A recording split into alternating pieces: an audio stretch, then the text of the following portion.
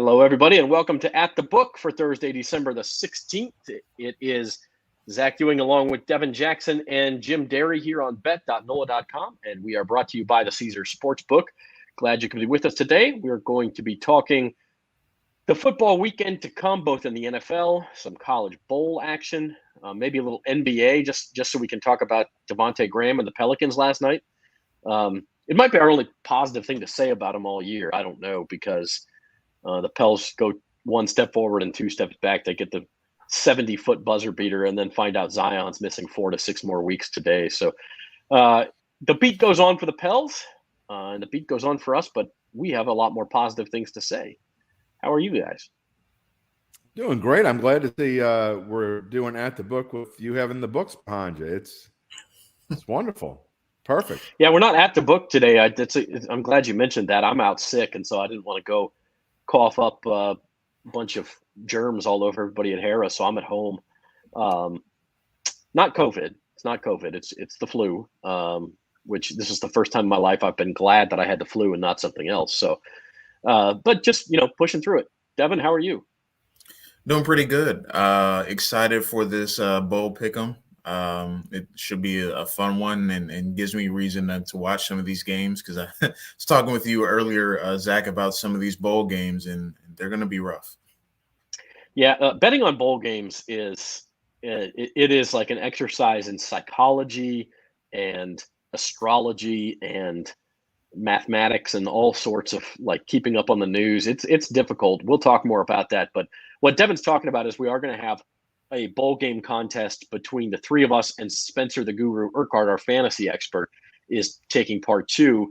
And basically we have kind of like big bucks. We've taken $1,000 and $1,000 pretend dollars and chunked it down to where we want on each of the 43 bowl games. We don't have to put anything on a game. We can put all of it on one game. We can do whatever we want.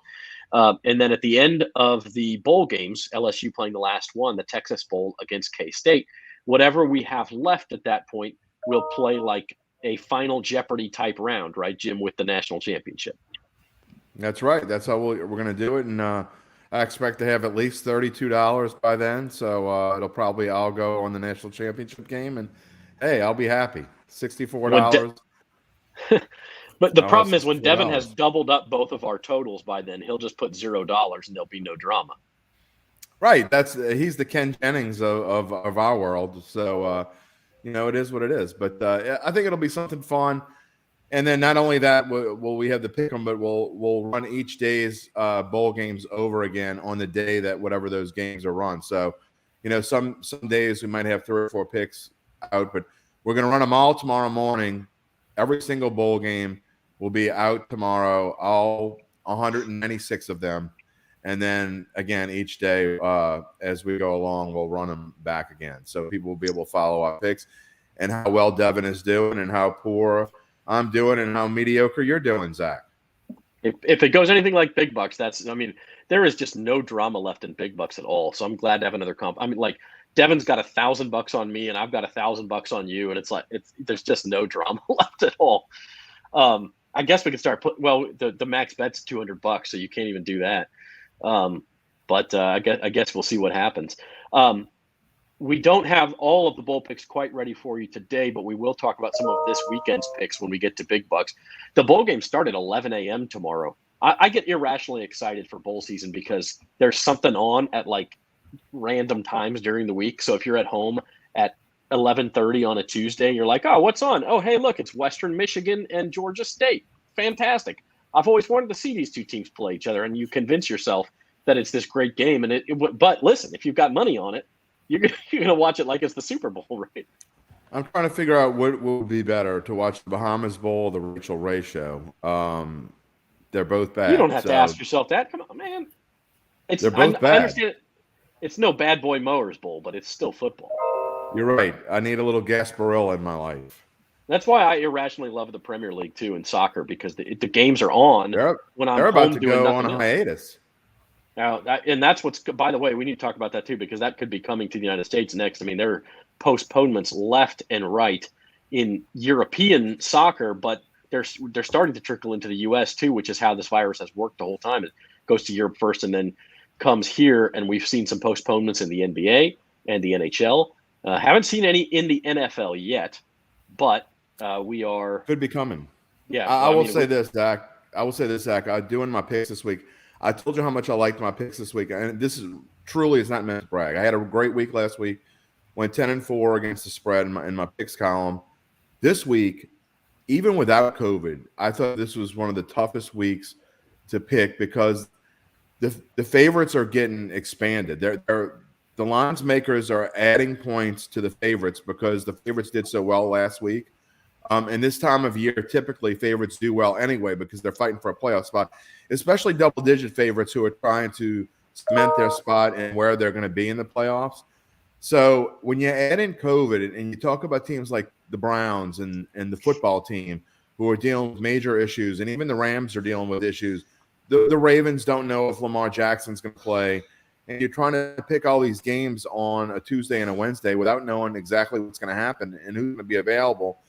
And even if they're going to play that game when they're supposed to play them, it's really tough. And so I would offer better beware going into this weekend. And a reminder to everyone, you don't have to bet every game. Just because we pick every game or I pick every game in my NFL picks column, it doesn't mean that you have to bet every game. Just pick a couple that you really like. And I was a little bit different with my big bucks picks this week because of that. Yeah, no, that's good advice. I think it can get difficult. I actually like this week. I told y'all last week I did not like my picks. I didn't like the slate. I didn't do well. I like it a little bit better this week. So we'll talk about that. But speaking of picks, let's play Cashing In with Carville. Jim Derry cleaned up on Cashing In with Carville last week, by the way, 8-0. Real good picks. And then also, where you needed breaks, you got them with the Browns late touchdown, got you over 2.5. I'm sorry, the Ravens late touchdown against the Browns.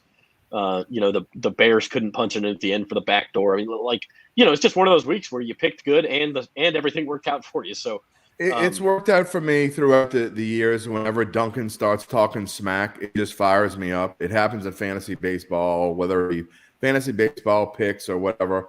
Whenever he starts talking smack, you can pretty much bet that I'm going to pass him up in whatever it is. I have throughout the past few years, and he gave me the impetus. I'm like, you know what? You want to talk smack? We're going to have to go 8-0 this week. But now here you are talking smack, and there's still 4 weeks left. So you only got a 2 difference when I talk smack. Yeah, but once I take the lead on him, gone. Okay. All right. Well, with that said, let's play Cashing In with Carville. You can play NOLA.com/cashing-in, monthly and season-long prizes. If you've played so far and forgot a couple of weeks, that's okay. You get to toss out your last 2 weeks, your bottom 2 weeks. So if you have a couple of zeros, that's no problem. And if you beat James Carville for a month, you get entered into a drawing for those monthly prizes as well. So go ahead, go to NOLA.com/cashing-in to play. And here is this week's Cashing In with Carville.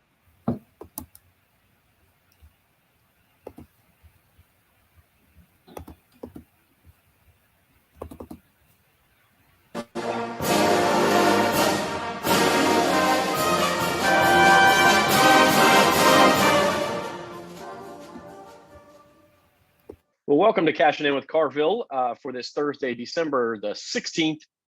A little bit before Christmas, a couple weeks to go before we really get into the college bowl season, but it does start this week, actually, with a couple of games in Louisiana, which we'll pick. We'll also pick some NFL games. I'm Zach Ewing along with James Carville. James, how are you this fine Thursday?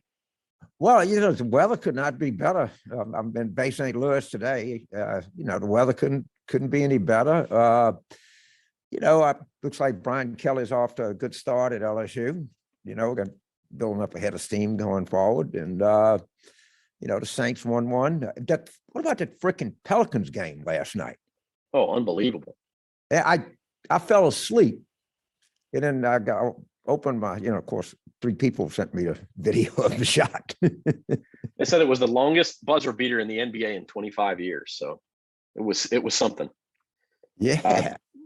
And maybe it'll get them going. Who knows? Maybe. Every time you're ready to give up on them, they jerk you back in.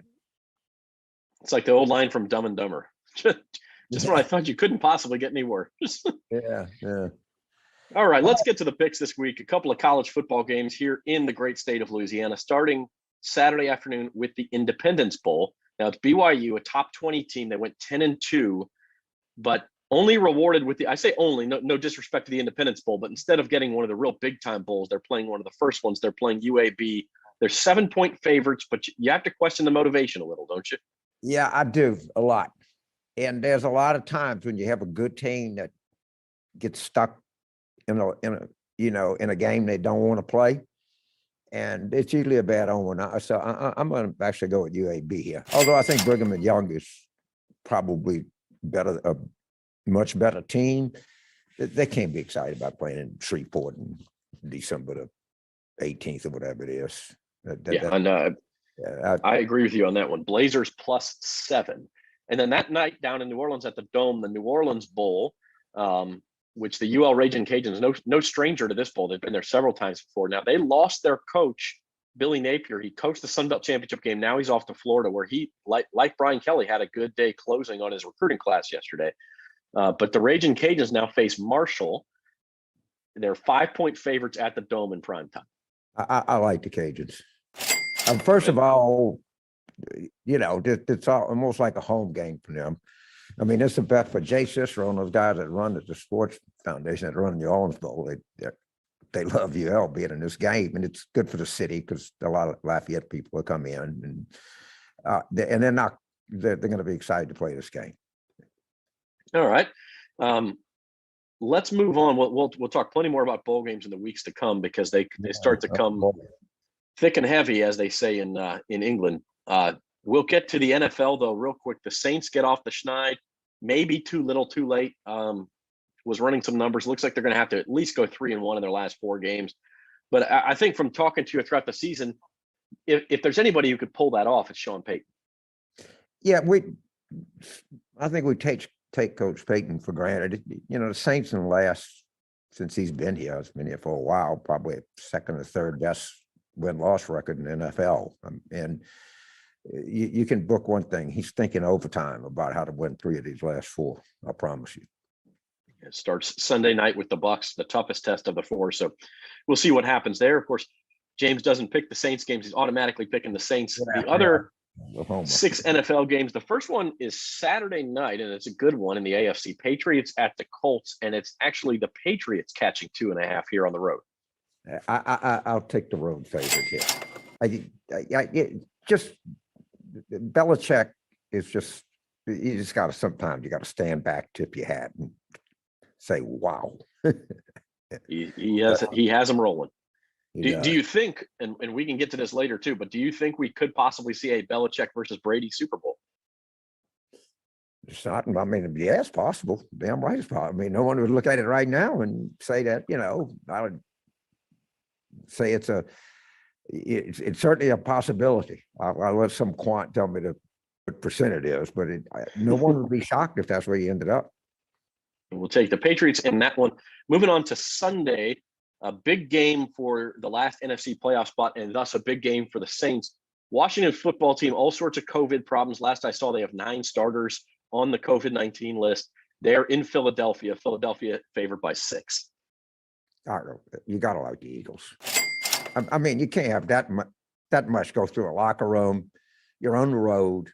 You're not a terrible football team, but yeah, I would hardly call either one of these teams. But I think there's more going on in Washington right now. Yeah, and probably the Saints are rooting for Washington because they beat them head to head and have that spot. But as we said, the virus really taking its toll on the football team. Moving on to the other side of Pennsylvania in Pittsburgh, where the Steelers 1.5-point home dogs against the Tennessee Titans. I wrestle with this one. The Steelers are not like the Steelers are old, but I kind of like them at home. All right, Steelers at home. Another big AFC playoff battle, Bengals in Denver, and it's the Broncos favored by 2.5. And I'll pick against them, and I'm going to pick the Bengals. Picking the Bengals, all right. And finally, another team kind of ravaged by injuries more than COVID, the Ravens. Lamar Jackson looks like he'll be able to play, may be hobbled. They're at home. They've been struggling anyway, and it's the Packers -4.5 in Baltimore. I like the Packers. This is Baltimore's got a lot of team issues, and COVID and everything else. And the Packers seem to be kind of they're pretty good. I mean, they're one of the better teams in the league. All right. So we had a nice comeback last week, and we're looking to go into the holidays here on a hot streak. We need it. We need a hot streak, man. We need a hot streak. I'll see you next week. All right. Thank you. Good games to pick. You bet, Dave. James Carville, and we'll see him next week.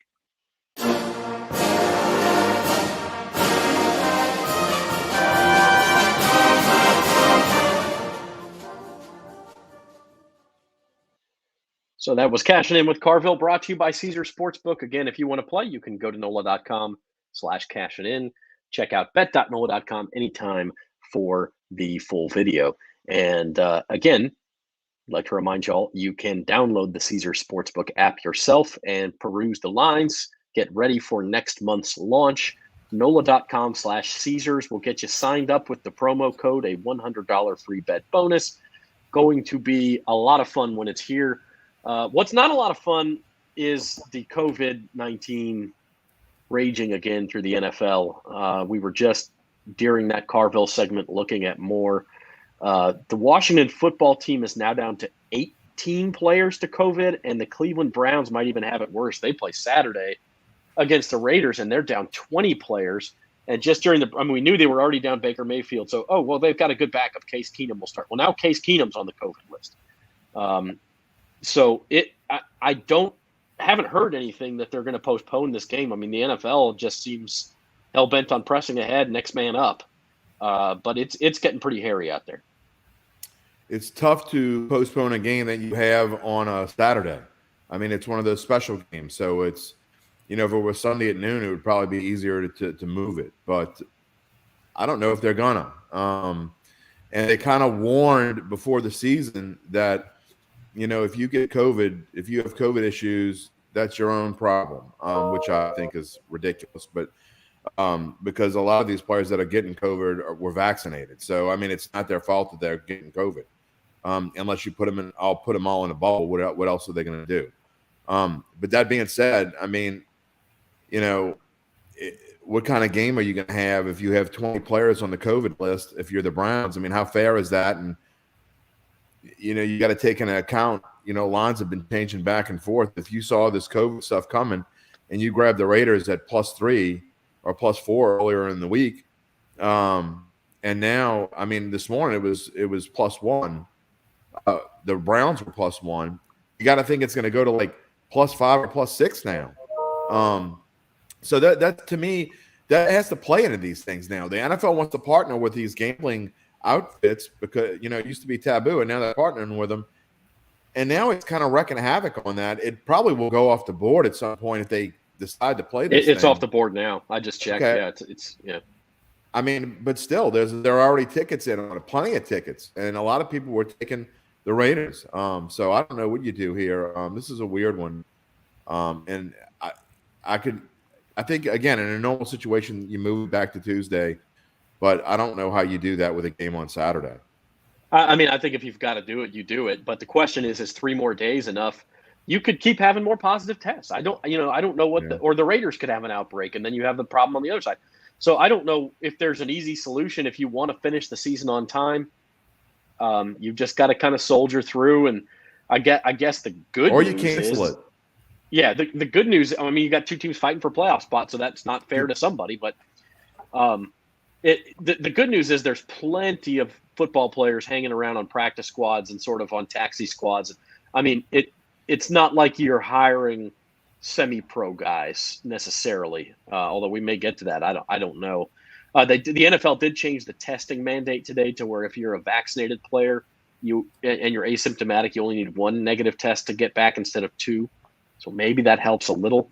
But it's a mess right now, and it starts. Tonight's game is not unaffected either. It's a good Thursday night football game, and it's a huge game for the AFC West. The Chiefs can basically clinch the AFC West tonight.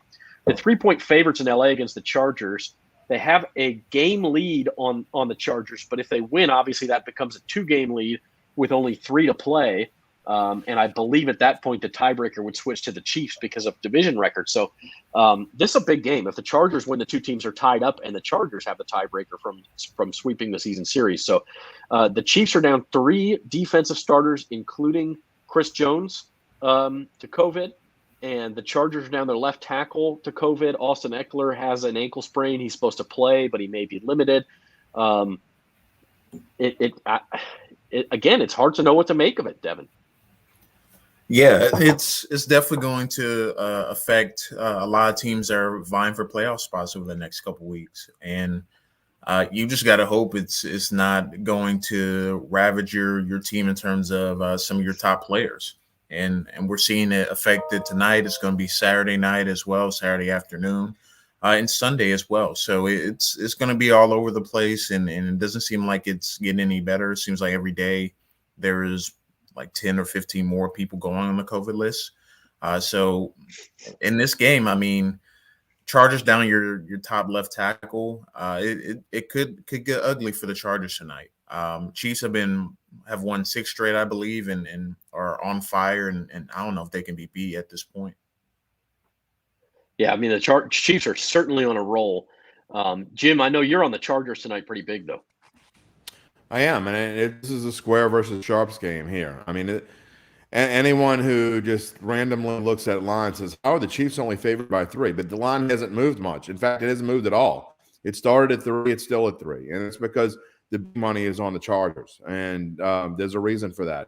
There's a reason why they beat them the first time, and I get that the Chiefs are on a roll right now, and I've actually been on the Chiefs the past few weeks against lesser opponents such as Vegas and Denver and such like that, but I can't be on them here. I really think the Chargers are, I mean, dare I say it, a better football team.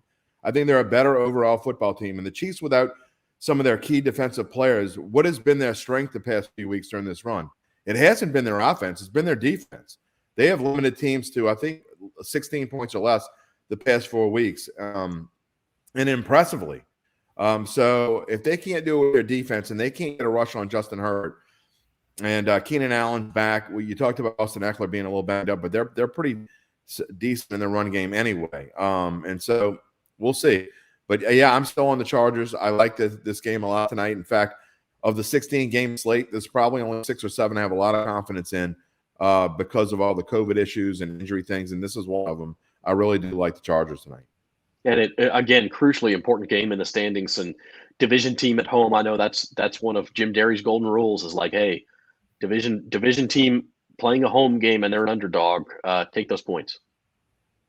Yeah, I haven't been as strict with it this year because it's been a weird year, and I think the home field advantage has probably been lesser the past year or two than it has been in the past, and especially in Los Angeles. But I mean, if you play this on a neutral field and you're talking about a team that already beat them once, what's different about the Chiefs now than was different about them in week 3? They're on a winning streak and they're playing better. How much better are they playing? Something's still wrong with Patrick Mahomes, and I'm not sure what it is. And I'm glad to see Clyde Edwards-Helaire back and running the ball well, and they are running the ball well, better as a team, and definitely playing better defense. But I'm not sold that when they play really solid passing teams like this one, that they're going to be able to stop them. I think there's going to be a lot of points scored tonight as well. Yeah, I mean, I think the answer to that question, what's playing better, it's the offensive line and defensive line. And it sounds obvious, but that's the obvious answer in football. Now, having said that, you're also right. The strength of schedule has not been great over the last month. Now they're stepping back up. They're down 3 defensive starters. So what happens tonight? You are watching At the Book on bet.nola.com, brought to you by Caesar Sportsbook. We're not at the book for this one, but we will be back at Harrah's New Orleans next week. Want to take a minute here to look into some of the early college bowl games. Again, they start tomorrow with the Bahamas Bowl at 11 a.m. And then on Saturday, 2 of the 3 games hosted by the state of Louisiana, of course, excepting the Sugar Bowl, which is on New Year's Day. The first one's the Independence Bowl in Shreveport. Pretty good matchup here. BYU, you heard me talk about it with James Carville. They're 10-2. They're a top 20 team. The big question here is, as always, does this team want to be here? Are they can say all the right things till they're blue in the face. Oh, we love being here in Shreveport. We want to play UAB. We had a great season. We want to top it off. But is the motivation really there on the inside? And that's the question you've got to answer in this game, Devin. Yeah, it's going to be a tough one for BYU to know whether or not they're going to come ready to play. I mean, it's been talked about, earlier this week as well, but they're a top 15 team playing in this bowl game, one of the first bowl games of the season. So I think, BYU comes out and plays, like they've been playing all season long. I think it will be a blowout, and I think BYU will win handily. But that motivation factor is going to be a big key. But personally, I think BYU wins and wins by double digits. I think even if they come out slow the first half, I think they'll be able to pull themselves out of a hole and still win the game. And see, I'm actually on the other side, and it scares the heck out of me because Devin is nails in games like this. But if you look at just power ratings and computer ratings and things like that, UAB is better than you think. BYU is only 5 or 6 points better than UAB on these computer rankings as is. Then you add in the motivation aspect. If I'm getting 7 points, I'm taking the Blazers here. Jim, have you picked this one yet? I have, and I picked UAB for all the reasons that you talked about, because I've heard the same thing across the board. But I got to say, one thing that makes me nervous, and I'm not going to change my pick, but I definitely don't love this pick because everything Devin says makes sense. And the fact that not everybody, but a lot of people, a lot of talking heads are jumping over on the Blazers, and they're all saying exactly the same thing. BYU isn't motivated. Well, you know what? Maybe they're motivated enough to show the world, hey, we're a better team than anybody gives us credit for, so we're going to go out and smash the heck out of these guys. I just don't like everybody saying the same thing. Again, I didn't put a lot on this in my bowl pick'em thing because I don't love it. And again, the fact that the only reason why all these people are picking UAB is because BYU isn't motivated. To me, that's not a good enough reason to take the bank and say, okay, I'm taking. I don't love the pick at all. And Devin's logic makes a lot more sense than ours does. I agree with you. I don't think you take it just based on motivation alone because, again, we're not psychiatrists and we've never talked to these guys. We don't know how motivated they are. We've just seen it happen in the past. But I will say, on top of the fact that if you look at power ratings and things like that, a lot of people think this game ought to be less than a touchdown anyway. So, it's a combination of those two things that leads me to UAB. But if Devin Jackson says take BYU, folks, far be it from me to dissuade you from that.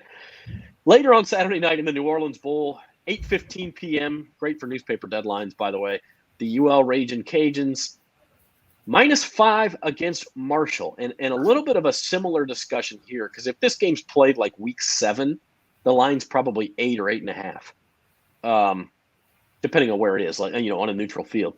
But now that it's played after the season, Billy Napier's gone to Gainesville. Michael DeSormo's taken over at UL. There is some continuity there. He's been on the staff. Is the motivation still there for the Cajuns, who have won? They win 7 games by 8 points or fewer this year. They seem to come through in close games all year long. Can they do it again here? And are they motivated to win the New Orleans Bowl? They're going to have a home crowd. For whatever crowd there will be in the Superdome on Saturday night, it will be Cajuns fans. I'm sure they're motivated, Zach, but I don't necessarily think. I mean, you talk about continuity. I don't care who is the interim coach. When you lose your head coach, especially someone like Billy Napier, that's a big difference. So, again, here's another game where I'm not going to put a whole lot of stock into my pick, but I have Marshall in this one, and I just think that Napier not being on the sideline is going to make a huge difference. You talk about something you're used to looking at the same guy all year long. You're looking at going timeouts and going straight to the head coach. Oh, wait, the head coach isn't there anymore. And Napier, obviously, it was a big deal to him to stay throughout the Sun Belt Conference Championship, but now he can't stay because it's recruiting time. So this is a little bit different situation, and I take Marshall, and not with a lot of big bucks picks or whatever we're calling them, but I don't like the Cajuns in the spot in this game. I think they might find a way to win, but I think 5 points is too many to give. Devin, I know you've been on the Cajuns pretty much all year long, and you've been right pretty much all year long. How do you feel about this spot?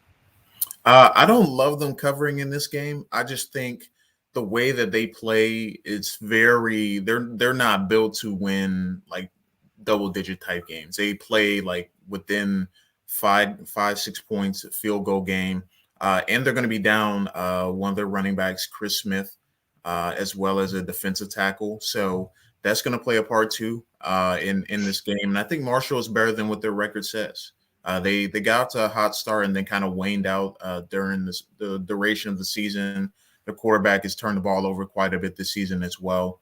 But I think they'll be more than juiced up and ready to play this one. And I think this is a game that is probably decided by a field goal. Comes down to kind of the final minute. So I think I would pick Marshall to cover if I were picking any of them. But I'm picking if I'm betting anything on this game, I'm probably betting the under. Yeah, it does seem like a high total. Cajuns have played a lot of low-scoring games, 55, pretty high. To run through the rest of the weekend's bowl games real quick, tomorrow, 11 a.m. is the Bahamas Bowl, Middle Tennessee and Toledo. It's Toledo -10. Then tomorrow night at 5, Northern Illinois against Coastal Carolina in the Cure Bowl, and that's Coastal -11. And Saturday of the Boca Raton Bowl, App State -3 against Western Kentucky. The New Mexico Bowl, Fresno State -11.5 against UTEP. We talked about the Independence Bowl. The Lending Tree Bowl, Liberty -9.5 against Eastern Michigan in Mobile. And then the LA Bowl, Utah State catching 7 points against Oregon State.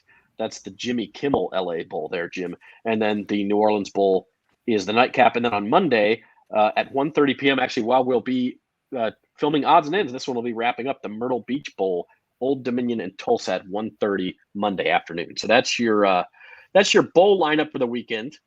Let's turn our attention back to the NFL, and we'll talk Sunday Night Football. We'll talk the New Orleans Saints now.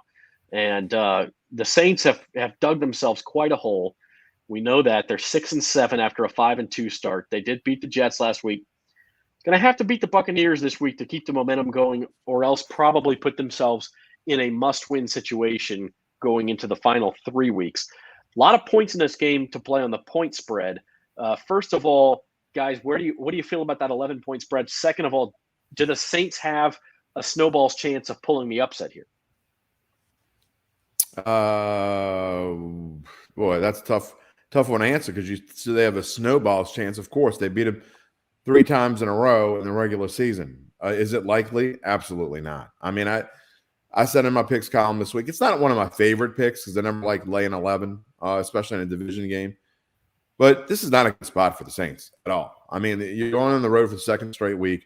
You have you're not sure about the health of your tackles, even though Teron Armstead played last week. He's iffy. How's Kamara going to respond after a week of playing where he touched the ball 30-some-odd times? Taysom Hill is still trying to figure out that finger. And you got a Tampa Bay team that's motivated because they can they can clinch the division title by winning this football game against a team that they've lost to 3 times in a row in the regular season. Don't think they don't know it. They're waiting to put on a show. I like Tampa -11 here. Again, I don't love it, but I don't see how the Saints can keep up in this game. What do the Saints do best is run the football. This isn't Jameis Winston throwing the ball. It's Taysom Hill. They're going to force you to throw the ball. So Taysom's going to have to throw the ball. Who's he going to throw it to? I have no idea. I just don't see the Saints scoring a lot of points in this game. I think it's this could easily – you look at the Bucs. They beat the Giants 30-10 a few Mondays ago. I think that's a score that could very well happen again. You know who threw the ball okay against the Bucs? Trevor Siemian. Give me a break. Don't go there. He did. Don't go he was fine. there. Again, we have to go through the whole – it's a lot easier to play when you just jump – you throw your clipboard down to the ground. Oh, crap, I got to get in the game and go in and play, as opposed to a whole week of preparing for the team and like deer in the headlights. And you look at film and you're like, how am I going to do that? There's a big difference. And obviously Trevor Siemian, when he has time to prepare, he's awful. And look, Taysom Hill is not played poorly at all. I think he's played well. You look at his 4 interceptions against Dallas, and sure that 4 jumps out at you, but 2 of them came in the final quarter when he was pressing. And I thought he had played really well up to that point, as well as he could play coming in with no weapons. And, again, that phantom blindside block play kind of changed the game. I'm not saying the Saints would have won, but I think that would have been a whole different ball game if you look at where the Saints were. They had just stopped Dallas 3 and out to start the second half, and we're driving. It's a completely different ball game. Again, I'm not saying the Saints would have won, but it would have been a much different game, and Taysom would not have thrown 4 interceptions. And you can throw your hands over your face all you want. Trevor Siemian is not the answer for anyone, and he will not after this season. I'll make you a bet. He won't be on any NFL roster ever again after this season's over. I'm not going to sit here and defend Trevor Siemian. What I am going to do is point out hypocrisy where I see it. And what I see is when the Titans get a call that literally gives them 7 points in the game that was decided by 2, literally gave them 7 points. Okay? A roughing the passer call, everybody agrees, never should have been called, changed an interception into a 1st and goal. They end up scoring a touchdown, gave them 7 points. After that happens, Jim Derry gets on his podcast, he gets on Datitude, and for 30 minutes, it's, you can't blame the refs. You can't just blame one play. You can't just blame Sean Payton. I'm not blaming one play. Quarterback, it's Trevor Siemian. He's the problem. I didn't blame one play. But when we have again, an egregiously bad call in the Cowboys game. I didn't say they would won. But it cost them what? I said his numbers would have been different. That's all I said. It cost them a 1st down, and all of a sudden we're making excuses for Taysom Hill. We won't make excuses. I'm not making any excuses for Taysom Hill. I'm saying his numbers would have been different. That's all. I didn't say the Saints would have won. I said, let me just say this. If you think that Taysom Hill is worse than Trevor Siemian, or even kind of close to the same, then you need to stop watching football, and you probably ought to take up playing golf for a living or something. Or I'm no good at that either. Or being a caddy or sweeping at Home Depot, because you don't know what you're talking about watching football. If you think those two are even kind of close, you're not in the right profession. I'm not trying to say Siemian is better than Taysom Hill. I'm saying your analysis of what goes on around them has been drastically uneven. And Devin will back me up. I know he will. I'll let him go. I don't think he's gonna, but I'll tell you what. I'm gonna let Devin say what he wants to say. But you're taking what I said completely out of context. I was not defending. Yes, you are. I was not defending Taysom Hill. The call doesn't matter in Tennessee. The call matters in Dallas, even though the call. All I said were his numbers might have been a little bit different. And I know one thing: Taysom Hill hasn't dug the Saints any holes that they couldn't climb out of, and Mr. Siemian did that in 4 straight games. So, go ahead, Devin. You can be the judge and jury. I just wanted to talk about this Sunday's game. Go for it. He's pleading the fifth, man. Yeah, I'm not going to get in that argument, but I will talk about Sunday's game with the Buccaneers and Saints. I think for the game, they're going to have to give Alvin Kamara probably north of 30 touches to have a chance in the game. They just don't have enough weapons on the outside to really make things happen naturally. And Kamara, to me, it's going to be, if they are going to keep within that 11-point line, they have to play similar to a game what they did against the Packers last year on Monday night, where Kamara was pretty much the entire offense. So I don't think the Bucs are going to cover the 11-point spread. I think the Saints will cover. I do think that the Saints are going to lose the game and struggle on offense. But I think the defense is going to come ready to play, and they've shown, I know the Bucs have a point to prove, but the Saints have shown they can defend Tom Brady and his weapons and hold them within 20 points.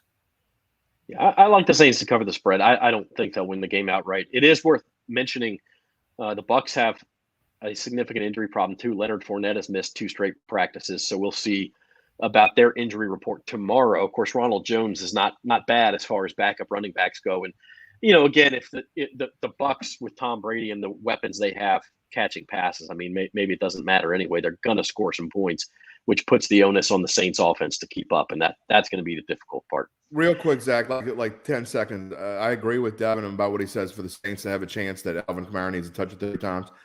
I don't think they can after just coming off the injury list. I mean, do you really want him to touch the ball 30 times again when you're going to need him down the stretch? So I don't even think Sean Payton's going to try to do that. I think this is going to be one of those write-off games. I'm not saying the Saints are going to intend to lose, but I think they know that they have to win their last 3 because they're going to lose this game. You have to win your last 3. So you need to stay as close to healthy as possible. And if you write this one off to do that, so be it. This is where I ask you if you know what 10 seconds is. No, Because that was like 35. Yeah. Yeah, well, No, I've been it's okay. intending to keep my podcast at an hour and 15, and it's been like an hour 30, hour and 45. So that's what it is. Yeah, no, I agree with you, though. I mean, I think it is certainly possible, especially if Tampa Bay jumps out to a 13-3 lead or something. Like, look, are we going to go out there and risk Kamara re-injuring himself, Taysom Hill hurting himself trying to run for 100 yards? When we know that we've got to come back. The good thing is for the Saints, they got an extra day. They play Monday night the following week. But still, you don't want to beat your head against a wall trying to beat a team, especially if you fall behind early. So we'll see what happens. Bigger picture, NFC odds to make the playoffs. This is as of this morning at Caesar Sportsbook. And again, you can download the Caesar Sportsbook app, look up odds like this for yourself at NOLA.com/Caesars. But right now, this is assuming the Rams make it, the Cardinals make it, Packers, Bucks, and Cowboys. Pretty safe assumptions there. And so there are 2 spots left. And you're starting with the 49ers. They've got a game on the field, and they're minus 400 to make it. The schedule is pretty soft for the 49ers down the stretch, and so that makes sense. So if you give them the 6th spot, the rest of these teams fighting for 1 spot, and everyone, outside of the Seahawks who are a game further back, you could kind of throw them all into a hat. They're all pretty well underdogs. The Eagles, a slight edge. Of course, they're facing COVID-ravaged Washington this weekend. When you guys look at this list, are the Eagles the team most likely to grab that 7th spot? To the Saints have value at plus 350? What do you think? I think you're assuming the 49ers are going to get in the playoffs. I mean, I have one of the big upsets of the past few weeks this week. I think Atlanta's going to beat San Francisco. And I know Saints fans don't want to hear this, but other than the Bills, the Falcons, if they win this game, they're in really good position. I love them at 650. I don't think they're 1-1 or 2-1, or 1-2 at 650. I love them.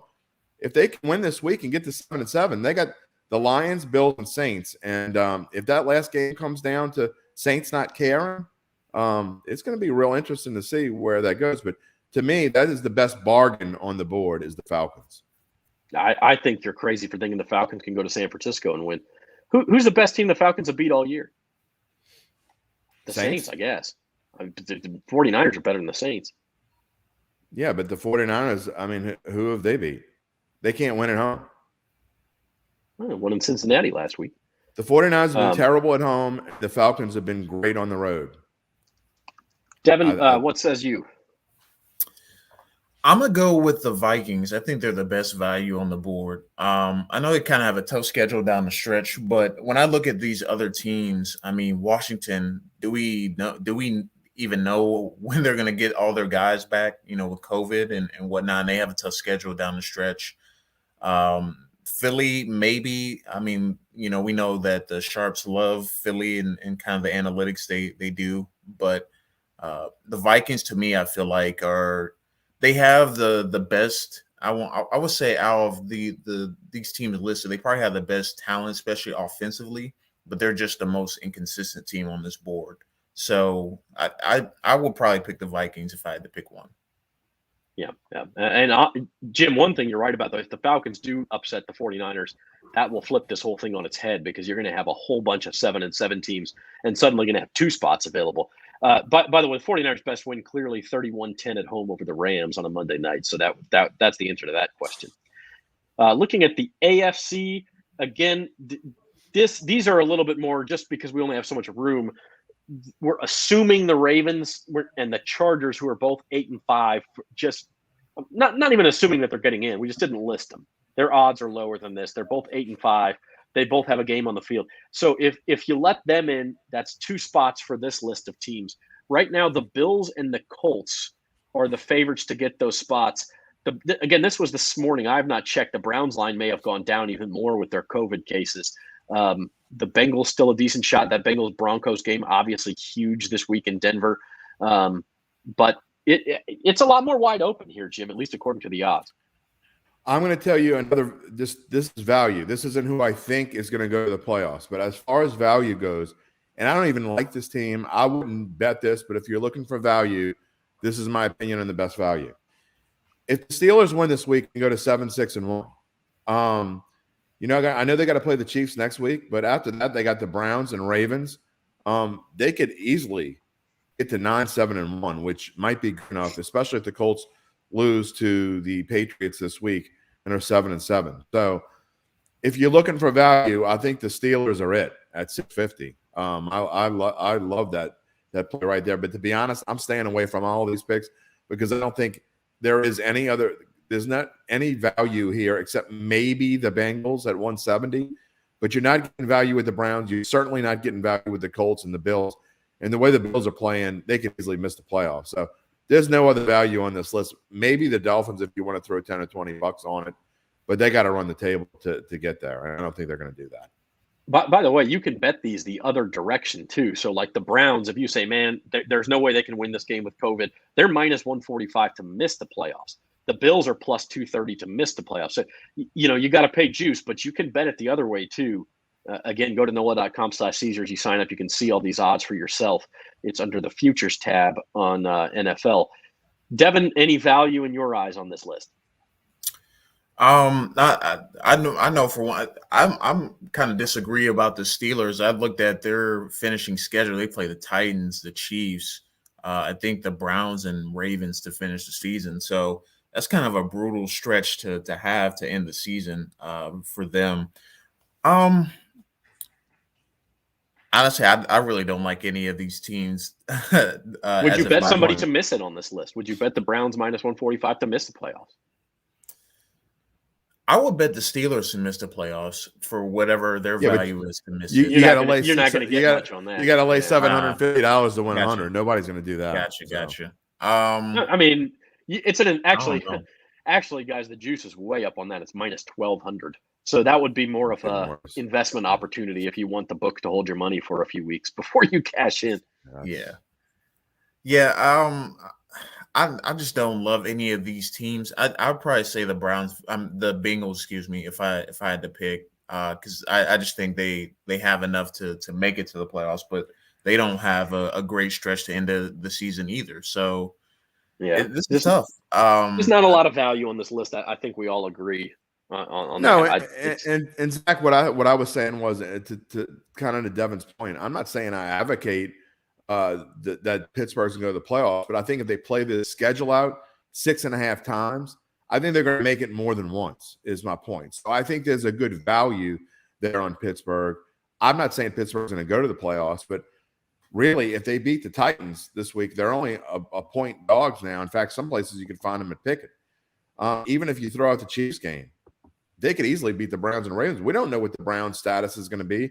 And besides, they haven't been playing that well anyway. And the Ravens certainly haven't been playing very well. Lamar Jackson, if he's got a banged-up ankle and got an issue, those are the kinds of things that can last for the rest of the year. So they could easily win those last 2 games. So really, to me, the Steelers' chances hinge a lot on whether they're able to pull this win off. I don't think they're going to win this week, but at 6.5 to 1, if they win this week, their odds are going to go to probably plus 250 or plus 300. Yeah, and I mean, keep in mind, again, the Ravens and Chargers are not on that list. They're both 8-5. They're both underdogs this week, so they could be 8-6, and all of a sudden they're back in this fray as well. Right. So now somebody from the NFC North has to make it. If the Ravens fall back to the pack, somebody's got to win the division. So we're running out of time. Let's play big bucks here on At the Book. Quickly look back at last week, a pretty good week for you guys. Not so much for me. I told you that as soon as I submitted it, that Army-Navy pick, I thought, don't know about that. Jim, you won a teaser. You had to sweat it a little bit, but the Ravens got to that late touchdown and won you your teaser. Yeah, I'm not gonna jump a high horse or anything. I certainly did have a little bit of good fortune last week in lots of areas, not just with this pick, but yeah, the Ravens needed, with their backup quarterback when they had when Lamar Jackson went out, I thought I was in a lot of trouble. But the Broncos, in hindsight, I probably should have played that for more by itself. To me, that was one of the easiest plays of the week, which is why I put it in with this teaser. Last week, just I don't know. I don't know if it was. I told you I just saw things a little bit differently. I liked a lot of favorites. I don't usually like a lot of favorites, but I did last week, and it just kind of worked out that way. All right, moving on to this week's best bets, our best pick of the week. Devin, we talked about this briefly on odds and ends on Monday, looking ahead at the bowl season. You really like UTEP to cover in the New Mexico Bowl. Yeah, I think that's probably one of the better bets of the early bowl season, I would say.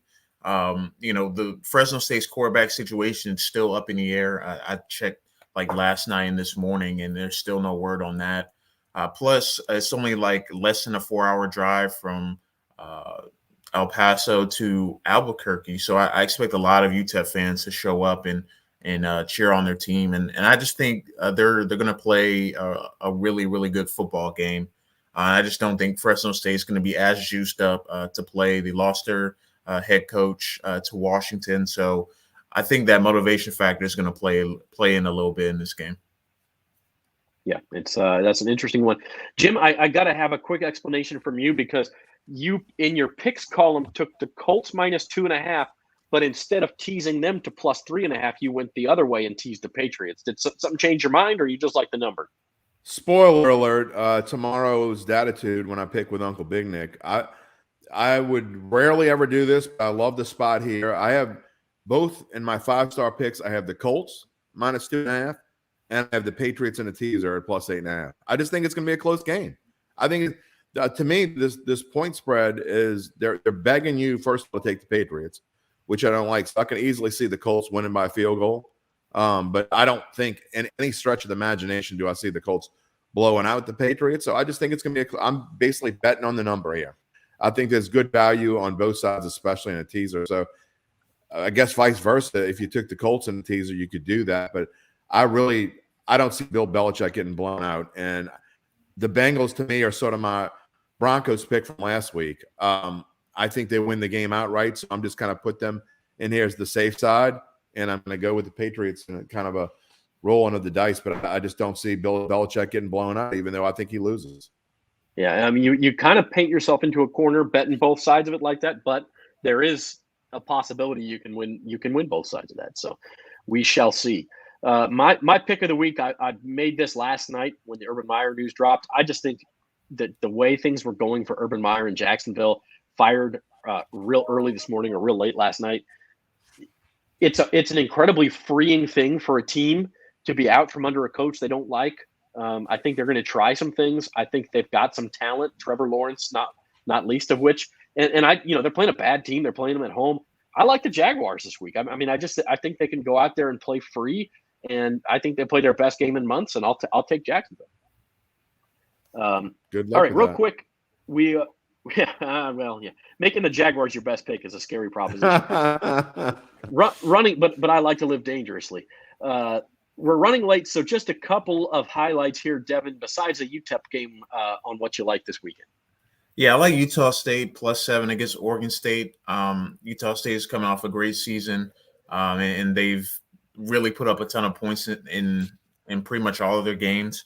I think they're going to be able to score early and often against Oregon State, and they're going to be juiced up, ready to play for that one. It's going to be at SoFi Stadium too, so I think they're going to be ready for the big lights and play really well in that game. And then NFL, I like the Bengals +2.5 against the Broncos. I know the Broncos coming off a big time win. It was against the Lions, and the Bengals are making that playoff push. So I think they'll not only cover the spread but outright win that one. So that's why I took the Bengals there. On to Jim's Big Bucks picks. Jim, I know we talked about this. The Chargers you like tonight, and then we talked about that teaser. You also got a little Big Apple teaser in there. And maybe a pick you regret, the Browns. They just keep getting more and more guys sick, so I don't know.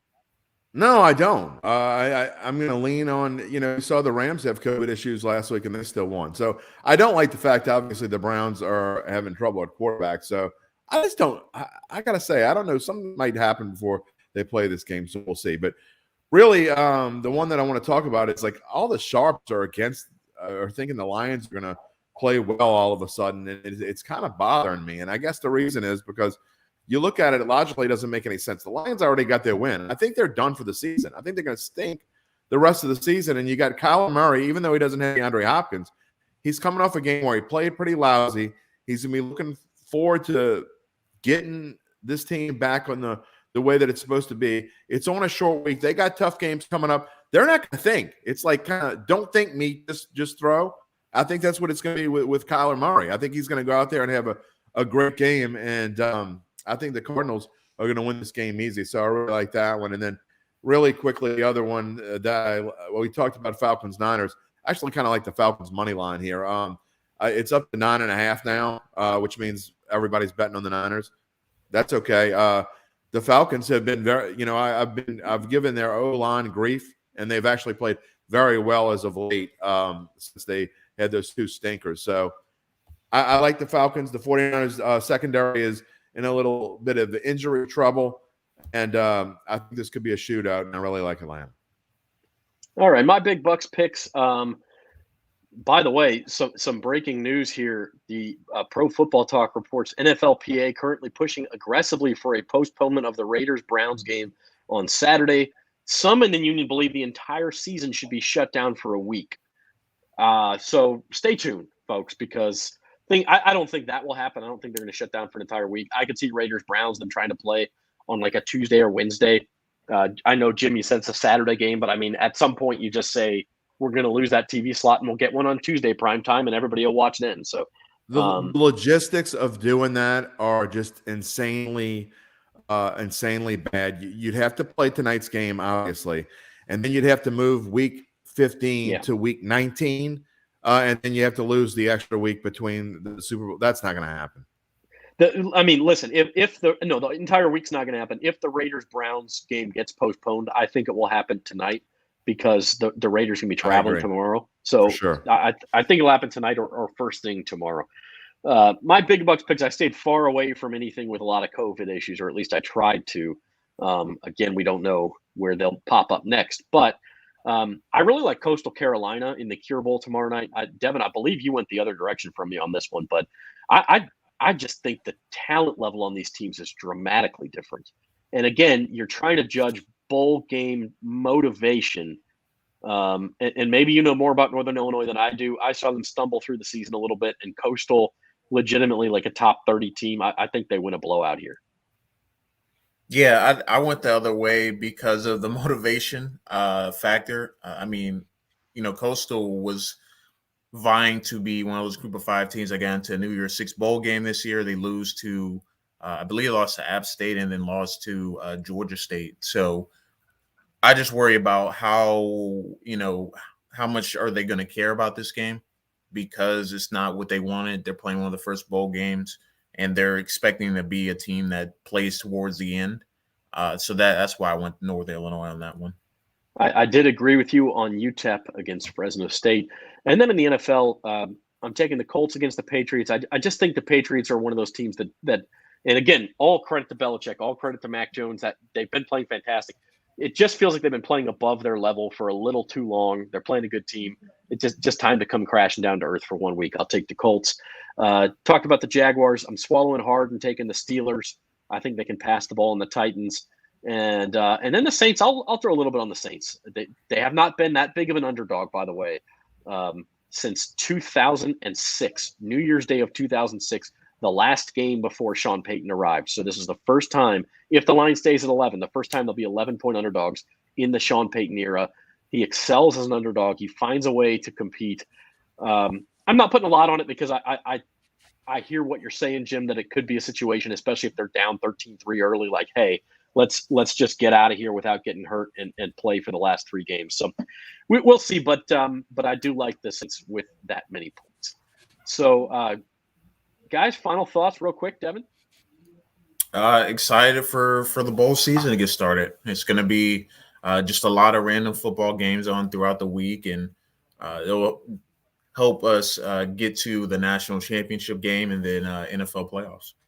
By the way, bowl games, look out for COVID too, because they will not hesitate to cancel those things. They're exhibitions, so they'll cancel them at the drop of a hat if they have COVID problems. Jim?